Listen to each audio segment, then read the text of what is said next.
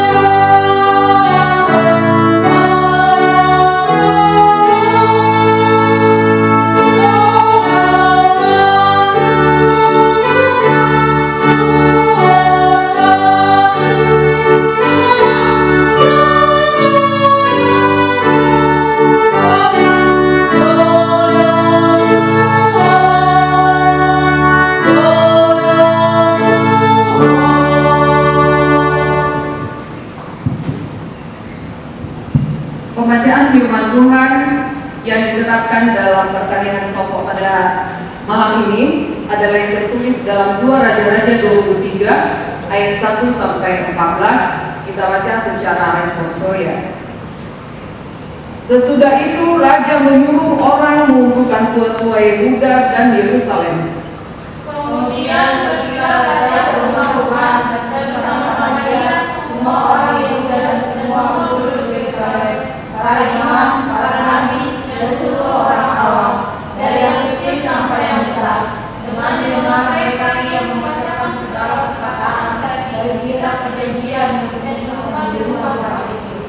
Sesudah itu berdirilah raja dekat tiang dan diadakannya perjanjian di hadapan Tuhan untuk hidup dengan mengikuti Tuhan dan tetap menuruti perintah-perintahnya, peraturan-peraturannya, dan ketetapan-ketetapannya dengan segenap hati dan dengan segenap jiwa untuk menepati perkataan perjanjian yang tertulis dalam kitab itu. Dan seluruh rakyat turut mendukung perjanjian itu. Raja memberi perintah kepada imam besar, Hilkiah, dan kepada para imam, kedua dan kepada para penjaga pintu untuk mengeluarkan dari bait Tuhan segala perkakas yang akan dibuat untuk Baal dan Asyera dan untuk segala tentara langit. Lalu dibakarnya semua itu di luar kota Yerusalem, barang padang Kidron, dan diangkutnya api yang Ia memberhentikan para imam dewa asing yang telah diangkat oleh raja-raja Yehuda untuk membakar korban di bukit pengorbanan di kota-kota Yehuda dan di sekitar Yerusalem. Juga orang-orang yang membakar korban untuk Baal, untuk dewa matahari, untuk dewa bulan, untuk rasi-rasi bintang, dan untuk segenap tentara langit. Dibawanya tiang-tiang berhala dari rumah Tuhan keluar ke kota Yerusalem ke sungai Kidron, lalu dibakarnya di situ dan ditutupnya harus menjadi abu. Kemudian dicampakkan abunya ke atas kuburan rakyat jelata. Ia merobohkan petak-petak pelajuran bakti yang ada di rumah Tuhan, tempat orang-orang perempuan bertenun sarung untuk Asera. Di situ diadakan semua imam dari kota-kota Yehuda. Lalu dia menajiskan bukit-bukit pengorbanan, tempat para imam itu membakar korban dari Gera sampai Berseba. Dirobohkannya pula bukit-bukit pengorbanan di pintu gerbang yang ada di lubang pintu gerbang Yosua, penguasa kota itu, yang ada pada sebelah kiri kalau orang memasuki pintu gerbang kota itu. Tetapi para imam bukit-bukit pengorbanan itu tidak boleh naik ke mesbah Tuhan di Yerusalem. Hanya mereka boleh memakan roti yang tidak beragi di tengah-tengah saudara-saudara mereka. Ia menajiskan juga topet yang ada di lembah Benino, supaya jangan orang mempersembahkan anak-anaknya sebagai korban dan api untuk dewa. Dibuangnya kuda-kuda yang ditaruh oleh raja-raja Yehuda untuk dewa matahari di pintu masuk ke rumah Tuhan dekat bilik Natan Melek pegawai istana yang tinggal di gedung samping. Juga kereta-kereta dewa matahari dibakarnya dengan api. Mesbah-mesbah yang ada di atas kota, tempat palingan Ahas yang dibuat oleh raja-raja Yehuda, dan mesbah-mesbah yang dibuat Manasye di kedua belah rumah Tuhan, dirobohkan oleh raja dan diletakkan di sana. Lalu dicampakkannya abunya semuanya. Bukit-bukit pengorbanan yang ada di sebelah timur Yerusalem, di sebelah selatan bukit kebusukan, dan yang didirikan oleh Salomo Raja Israel untuk Asitoret, dewa kejijikan sembahan orang Sidon, dan untuk Kamos, dewa kejijikan sembahan Moab, dan untuk Milkom, dewa kejijikan sembahan orang Amon, dinajiskan oleh raja. Ia memecahkan tubuh-tubuh berhala dan menebang tiang-tiang berhala, lalu ditimbuninya tempat-tempat itu penuh dengan tulang-tulang manusia. Demikianlah firman Tuhan. Berbahagialah orang yang mendengar firman Tuhan serta memeliharanya. Amin. Kita bernyanyi dari buku NT nomor 461 ayat 1.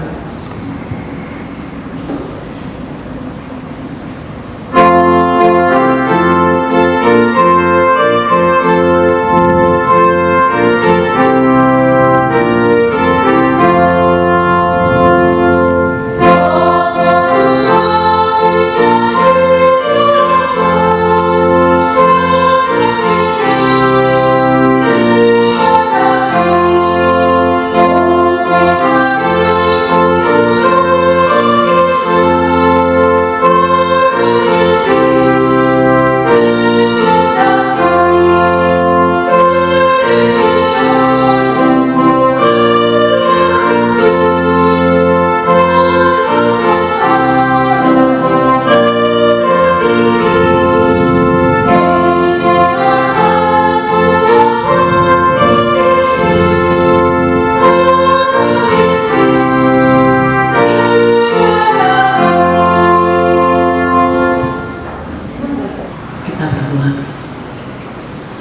Kasih karunia dan damai sejahtera yang dari Bapa dan dari Anaknya Tuhan Yesus Kristus yang menyertai kita sekalian. Amin. Selamat malam Amang Inang. Selamat bertemu dalam pertanyaan kita malam ini. Puji syukur karena Tuhan masih memberikan bagi kita kesehatan di tengah pandemi COVID-19 ini. Dan firman Tuhan yang menyerami rohani kita pada malam ini tertulis dalam 1 Korintus 3 ayat 10 hingga ayat 17. Demikian bunyinya. Sesuai dengan kasih karunia Allah yang dianugerahkan kepadaku, aku sebagai seorang ahli bangunan yang cakap telah meletakkan dasar dan orang lain membangun terus di atasnya. Tetapi tiap-tiap orang harus memperhatikan bagaimana ia harus membangun di atasnya. Karena tidak ada seorang pun yang dapat meletakkan dasar lain daripada dasar yang telah diletakkan, yaitu Yesus Kristus. Entahkah orang membangun di atas dasar ini dengan emas, perak, batu permata, kayu, rumput kering, atau jerami. Sekali kelak pekerjaan masing-masing orang akan nampak, karena hari Tuhan akan menyatakannya. Sebab ia akan nampak dengan api, dan bagaimana pekerjaan masing-masing orang akan diuji oleh api itu. Jika pekerjaan yang dibangun seorang tahan uji, ia akan mendapat upah. Jika pekerjaannya terbakar, ia akan menderita kerugian, tetapi ia sendiri akan diselamatkan, tetapi seperti dari dalam api. Tidak tahukah kamu bahwa kamu adalah bait Allah dan bahwa roh Allah diam di dalam kamu? Jika ada orang yang membinasakan bait Allah, maka Allah akan membinasakan dia.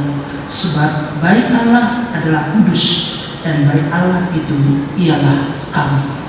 Demikian firman Tuhan. Saudara yang dikasihi Tuhan Yesus Kristus, firman Tuhan ini adalah nasihat Paulus kepada jemaat Korintus, karena Paulus melihat di tengah tubuh Kristus, yaitu di tengah jemaat Korintus, sudah terjadi polemik, ada pengelompokan di tengah-tengah jemaat tersebut. Sesungguhnya jemaat ini adalah jemaat yang didirikan oleh Paulus, tetapi kemudian Paulus berangkat untuk memberitakan Injil di seluruh Asia. Dia meninggalkan jemaat itu dan kemudian dilanjutkan oleh pekabar Injil lainnya. Karena itu Paulus mengetahui bahwasanya di dalam jemaat itu terjadi perpecahan, perselisihan, pengelompokan. Bisa kita lihat seperti dalam nats sebelum nats kita pada saat ini, ada orang yang mengaku sebagai golongan Paulus, ada yang mengaku golongan Apolos, ada yang mengaku golongan Kefas, ada juga yang mengaku golongan Kristus. Semua ada pengelompokan di tengah-tengah jemaat itu. Karena itu, Bapak Ibu Saudara, pengelompokan itu terjadi karena ada orang yang menganggap kelompoknya lebih hebat, dia lebih superior dari orang lain, kelompoknya lebih superior daripada kelompok orang lain. Mereka mengidolakan para pekabar Injil. Ada yang mengidolakan Paulus, ada yang mengidolakan Kefas, ada yang mengidolakan Apolos, dan ada juga yang mengatakan mereka mengidolakan Kristus, tetapi sesungguhnya bukanlah benar-benar percaya kepada Kristus hanya dengan mitos-mitos saja yang mereka percaya. Karena itu Bapak Ibu Saudara, sebelum nats ini sesungguhnya Paulus sudah mengatakan bahwasanya di dalam jemaat itu jangan ada yang mengidolakan manusia, baiklah semua mengidolakan Tuhan. Karena bagaimanapun jemaat atau gereja tubuh Kristus itu, setiap pelayan itu harus berganti. Karena itu Paulus membuat satu analogi dengan mengatakan ada yang menanam, ada yang menyiram, dan Tuhanlah yang memberi pertumbuhan. Dan pada saat ini Bapak Ibu Saudara, Paulus mengingatkan mereka bahwasanya kasih karunia Allah yang dianugerahkan kepada Paulus itulah yang memberikan kepada dia keahlian, kecakapan untuk membangun tubuh Kristus atau untuk membentuk jemaat itu. Tetapi pembentukan jemaat itu adalah di atas satu landasan yang jelas, yaitu Kristus Yesus sendiri. Jemaat itu semua landasannya ada di dalam Yesus Kristus sendiri. Sekarang yang menjadi permasalahan, apabila ada orang yang mengatakan kelompoknya lebih berhebat, kelompok ini kurang hebat, kelompok mereka superior, kelompok yang satu lagi inferior, kelompok yang satu ini nomor satu, kelompok yang lainnya ini nomor dua. Maka Paulus di sini menyatakan bahwasanya gereja itu, jemaat itu sudah dibangun di atas dasar tubuh Kristus. Itu yang dikatakan di dalam ayat 11 itu. Dan sekarang entah orang membangun di atas dasar ini, di atas dasar landasan tubuh Kristus itu tadi, dengan emas atau dengan perak atau dengan kayu atau dengan jerami, rumput kering. Tetapi Paulus menyatakan bahwasanya pekerjaan itu semua nanti akan nampak ketika hari Tuhan, semuanya akan nyata. Apa yang mau dikatakan di situ Bapak Ibu Saudara? Kita juga harus menyadari bahwasanya gereja itu berlandaskan atas dasar di atas tubuh Kristus sendiri, yaitu Yesus Kristus sendiri. Itu dasar dari gereja. Tetapi untuk menumbuhkan atau untuk membangun bangunan ini, itu tadi yang dianalogikan Paulus, kalau dasarnya tadi semua adalah Yesus Kristus, tetapi untuk membangun bangunan itu di atas dasar tubuh Kristus ini tadi, bagaimana kita sesungguhnya membangun itu? Memang bermacam-macam cara orang membangun itu. Di dalam kebermacaman itu, keberagaman itu, jangan ada orang yang menganggap dialah yang lebih hebat, dialah yang lebih superior. Karena tidak ada hak kita untuk menilai apa yang kita kerjakan. Itu adalah hak Tuhan. Di hari nanti ketika Dia datang, maka semua akan terlihat. Karena dikatakan di situ bahwasanya nanti pekerjaan masing-masing orang itu akan diuji dengan api. Apakah pekerjaan kita itu gampang hangus, lenyap, atau apakah pekerjaan kita itu memang tahan uji seperti emas tadi? Semua itu akan terlihat. Maka dengan demikian Bapak Ibu Saudara, nats ini sungguh-sungguh mengingatkan kita sebagai warga gereja dan para majelis di gereja, supaya apabila Tuhan masih memberikan kesempatan bagi kita untuk membangun di atas landasan tubuh Kristus tadi, di atas dasar Yesus Kristus tadi, jangan ada yang memegahkan diri. Baiklah pekerjaan kita itu hanya pekerjaan yang memegahkan Tuhan. Jangan ada yang menyombongkan diri. Mari bersyukur apabila Tuhan memakai kita untuk membangun di atas dasar tubuh Kristus tadi, di atas dasar Yesus Kristus tadi, fondasi yang kuat itu.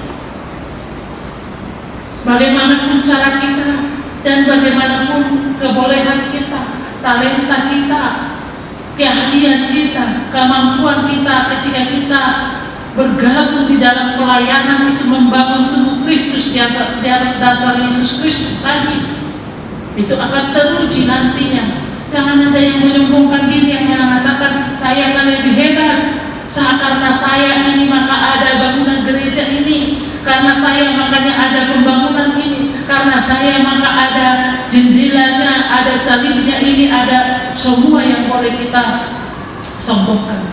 Jangan ada kesombongan atau arogan. Bersyukurlah apabila Tuhan masih memberikan kesempatan bagimu untuk ikut campur tangan atau ikut beserta di dalam pelayanan di gereja, karena itu adalah untuk memuliakan Tuhan, bukan untuk memegahkan diri sendiri, bukan untuk mencari popularitas diri sendiri. Semua pekerjaan itu tadi akan diuji. Apakah seseorang itu tahan uji? Apabila kita tahan uji, maka kita akan dapat upah. Dan apabila tidak tahan uji, dia akan menderita katanya, tapi dia akan diselamatkan. Artinya, ketika kita mau dengan rela ikut di dalam pelayanan di dalam tubuh Kristus itu semua sangat berharga di mata Tuhan.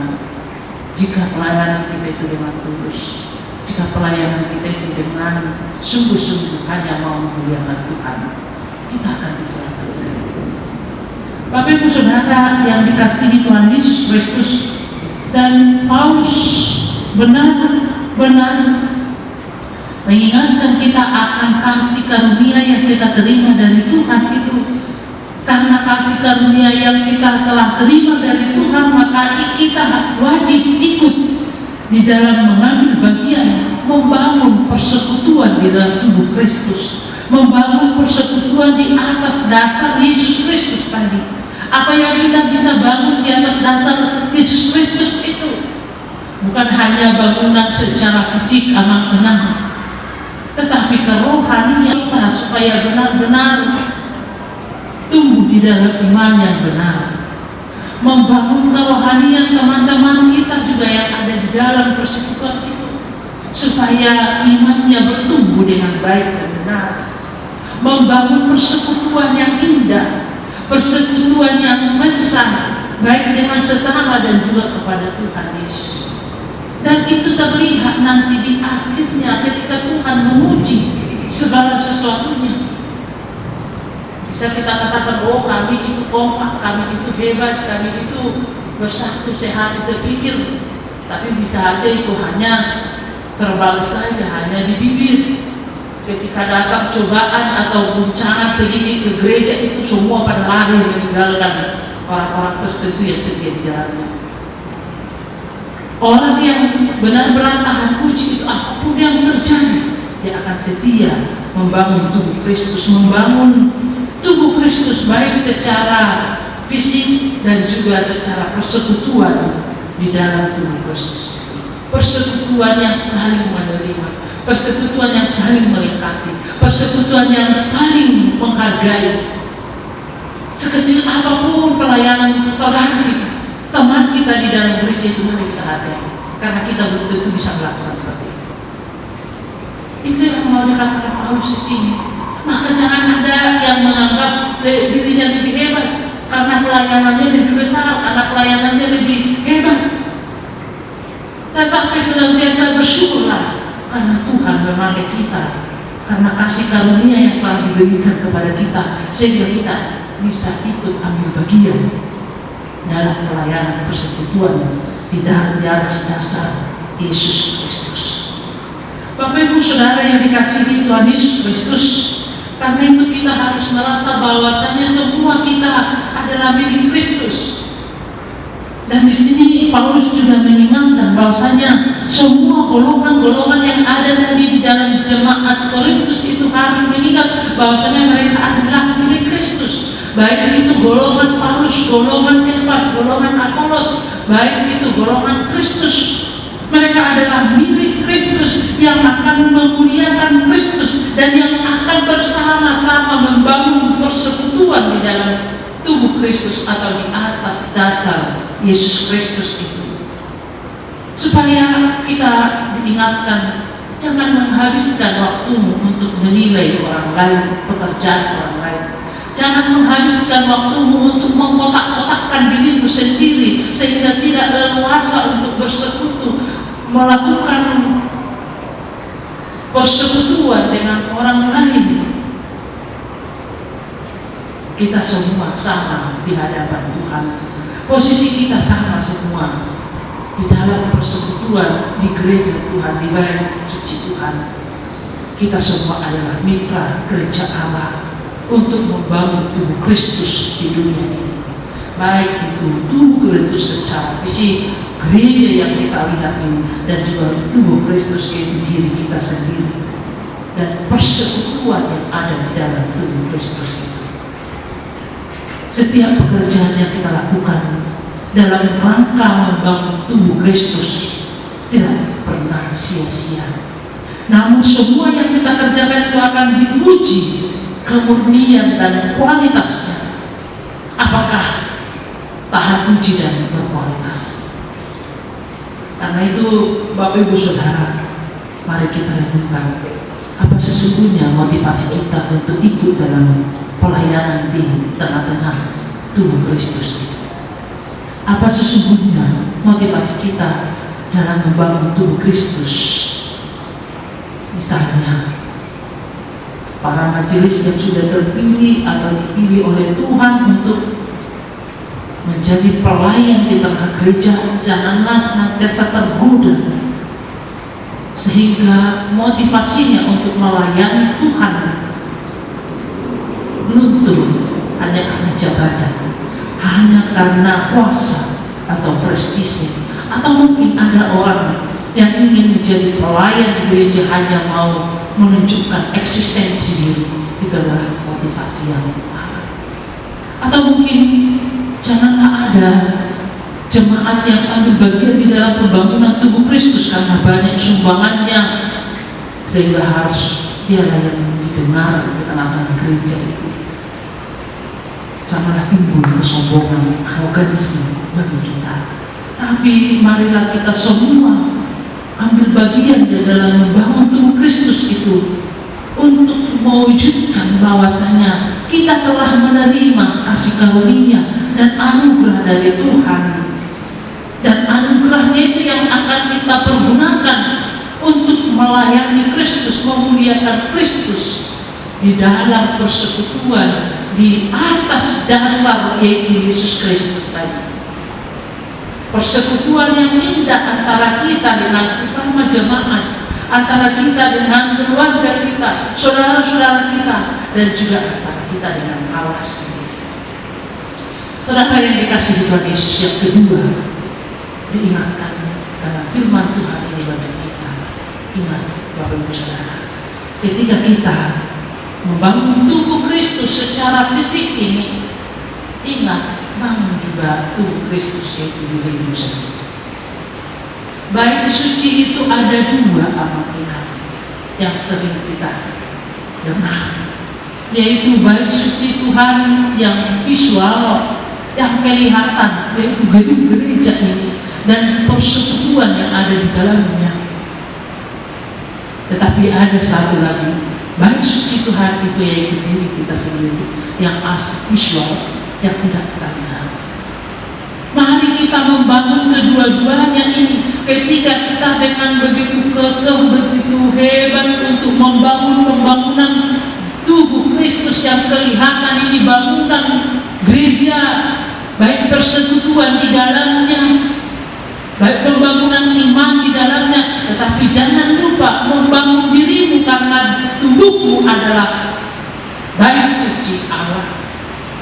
Jauhkanlah dari tubuhmu itu segala kesombongan-kesombongan. Jauhkanlah dari tubuhmu atau dari dirimu itu arogansi yang merasa lebih superior, yang merasa lebih hebat, orang lain inferior dan lebih rendah.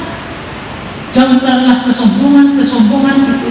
Jauhkan segala yang bisa mengotori tubuhmu itu sebagai bait suci Tuhan. Tapi mari bersihkan dia sehingga Roh Kudus itu benar-benar diam di dalam hati kita, di dalam jiwa kita, di dalam hidup kita.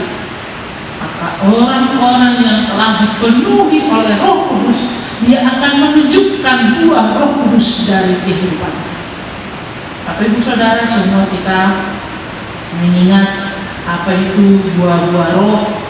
seperti yang tertulis di dalam Galatia pasal 5 ayat 22, dikatakan di situ buah-buah roh adalah kasih, sukacita, damai sejahtera, kesabaran, kemurahan, kebaikan, kesetiaan, kelemah lembutan, dan penguasaan diri. Itulah orang-orang yang telah dipenuhi oleh Roh Kudus. Mari amankan jagalah tubuhmu. Tubuhmu adalah bait suci Tuhan. Maka orang yang mengingat bahwasanya tubuhnya adalah bait suci Tuhan, yang akan membuahkan kasih, akan membuahkan sukacita, akan membuahkan damai sejahtera, kesabaran, kemurahan, kebaikan, kesetiaan, kelemah lembutan, dan penguasaan diri di dalam perjalanan. Dia akan tetap memelihara kesucian tubuhnya, kesucian dirinya, kesucian hatinya, kesucian pikirannya, sehingga Roh Kudus itu diam senantiasa di dalam dirinya. Kita ibaratkan amak-inang apabila rumah kita kotor, mungkin kita semua tidak akan betah tinggal di rumah. Kita akan mencari yang lebih indah, lebih nyaman, lebih bersih, lebih adil. Demikian juga Roh Kudus tidak akan tinggal di balik yang kotor. Karena itu bersihkanlah hatimu, sucikanlah hatimu, jagalah hatimu, jagalah jiwamu, pikiranmu, sucikan jiwa dan pikiran, sehingga buah dari hidupmu itu akan nyata adalah buah-buah kamu adalah bait suci Tuhan. Nah itu Bapak Ibu Saudara, nats firman Tuhan ini mengajak kita, mari merawat bait suci Tuhan itu. Baik itu gedung atau fisik ini, baik suci Tuhan secara fisik ini, dan juga diri kita sebagai bait suci Tuhan. Jangan ada yang mengkotak-kotakkan diri, jangan ada yang menganggap lebih hebat dari yang lain. Kita semua dibangun di atas satu dasar, yaitu Yesus Kristus sendiri, dan semua apa yang kita lakukan saat ini akan kita pertanggungjawabkan. Ujian itu akan datang, api penyucian itu akan datang. Endingnya bagaimana hidup kita akan terlihat. Selamat menunjukkan dirimu sebagai bait suci Tuhan. Amin. Kita berdoa. Allah yang Maha Baik, Allah yang kami kenal dalam nama anak-Mu Tuhan Yesus Kristus. Terima kasih Tuhan dengan firman-Mu yang mengingatkan kami supaya kami jangan tergoda untuk mengkotak-kotakkan diri, menganggap lebih hebat dari yang lain, membuat kami sombong, arogan. Tapi firman-Mu senantiasa mengajak kami supaya kami tetap membangun persekutuan yang indah di tengah-tengah bait suci Tuhan, yaitu di bait suci yang kami bangun, yang bisa kami lihat, dan juga kami menjaga diri kami sebagai bait suci Tuhan yang tidak kelihatan, supaya tetap kudus, karena Allah adalah kudus adanya. Ya Bapa, terima kasih dengan kesehatan yang Engkau berikan kepada semua jemaat ini. Bila kiranya Tuhan yang tetap memberkati kami dalam keadaan sehat untuk melakukan setiap pekerjaan dan aktivitas kami. Terima kasih Bapa atas berkat-Mu yang menyertai dan memberikan kekuatan bagi kami di dalam melakukan segala aktivitas kami. Dan yakin dan percaya Tuhan akan tetap menyertai kami dalam setiap aktivitas kami, dan bahkan dalam setiap pergumulan kami. Tuhan hadir menyertai kami. Terima kasih Tuhan Yesus. Doa dan permohonan kami hanya di dalam Kristus Yesus kami berdoa dan mengucap. Kita bernyanyi nomor 754 ayat 1 dan 2. Oh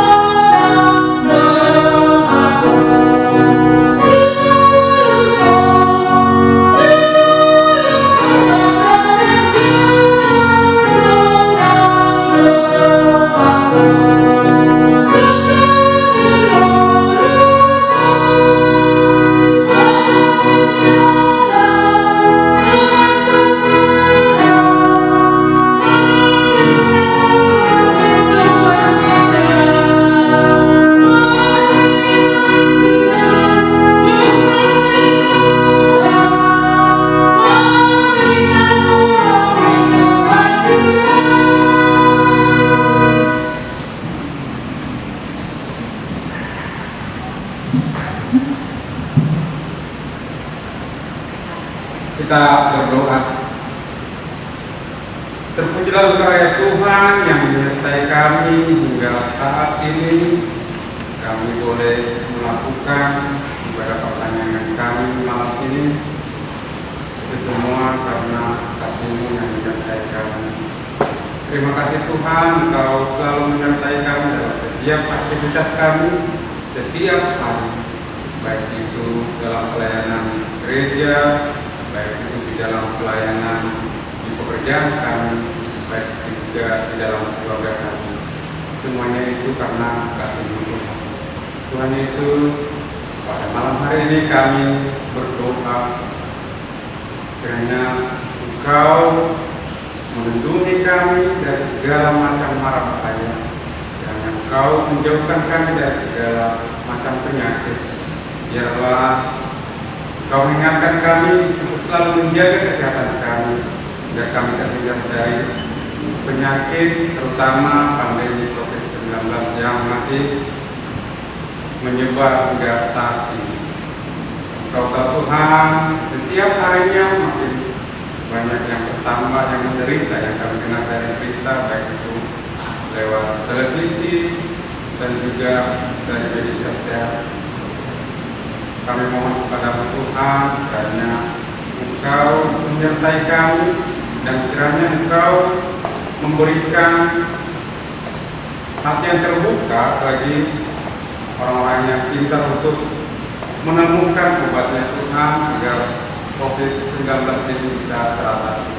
Tuhan Yesus, kami juga berdoa khususnya untuk pembangunan fisik gereja, untuk tempat kami beribadah di tempat ini yang telah kami rencanakan. Biarlah Engkau yang memberkati rencana kami Tuhan, dan itu bisa terlaksana. Saat ini kami masih terbebani oleh pelunasan tanah tempat yang akan kami bangun nanti gereja Tuhan. Kiranya Engkau membukakan pintu hati kami masing-masing dan juga para donatur untuk kiranya memberikan sumbangsinya untuk boleh kami pergunakan pelunasan itu. Biarlah berkat-Mu yang selalu mengalir dalam kehidupan. Kami juga menyerahkan jemaat-Mu dari Sukatani, bila mana pada saat ini dalam keadaan sakit, kiranya Engkau menjamah mereka. Biarlah penyakit yang mereka derita saat ini boleh mereka lawan oleh karena pertolongan-Mu.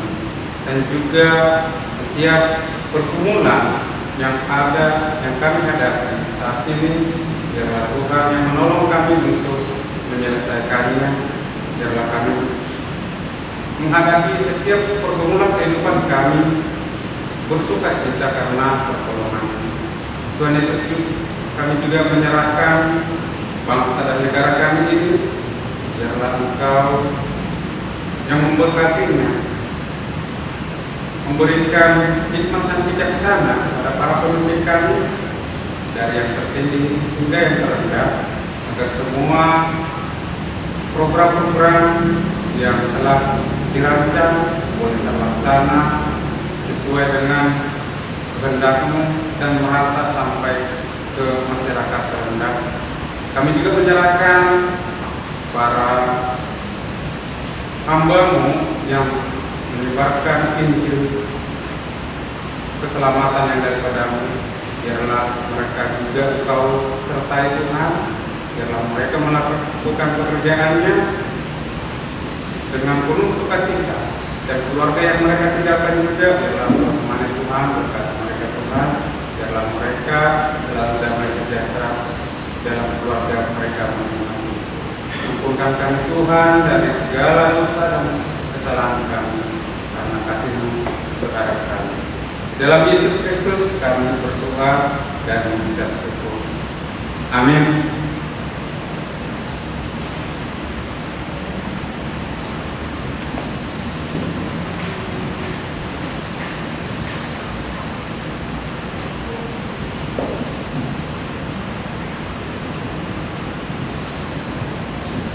Kita bernyanyi dari PB nomor 417. ayat 1 sambil mengumpulkan persembahan di rumah masing-masing.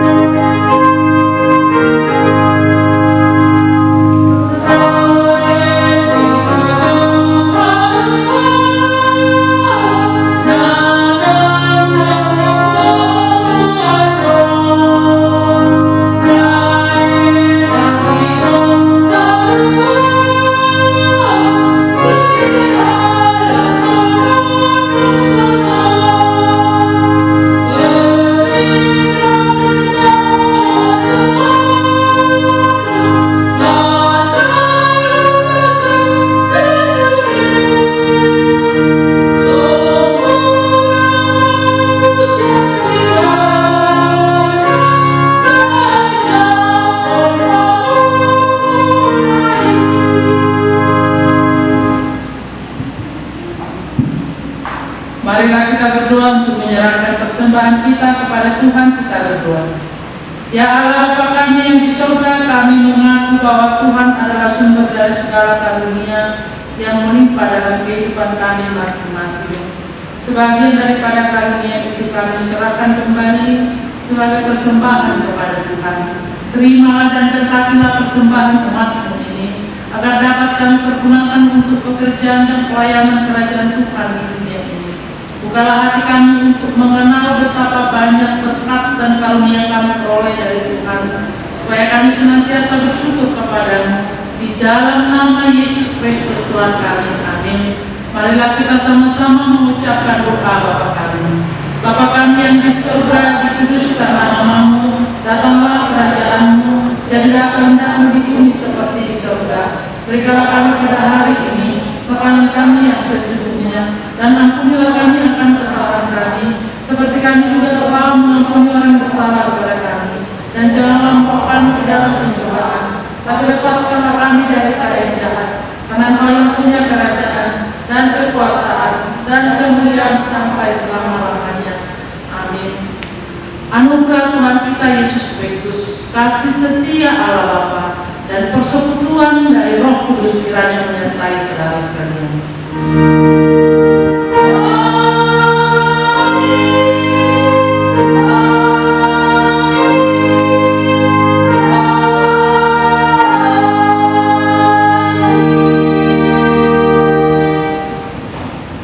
Ora semanginan selamat malam, mari kita sambungan.